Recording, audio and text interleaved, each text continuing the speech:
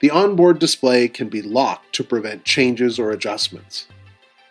Press and hold the back and enter buttons until LOC is displayed. The onboard display is now locked.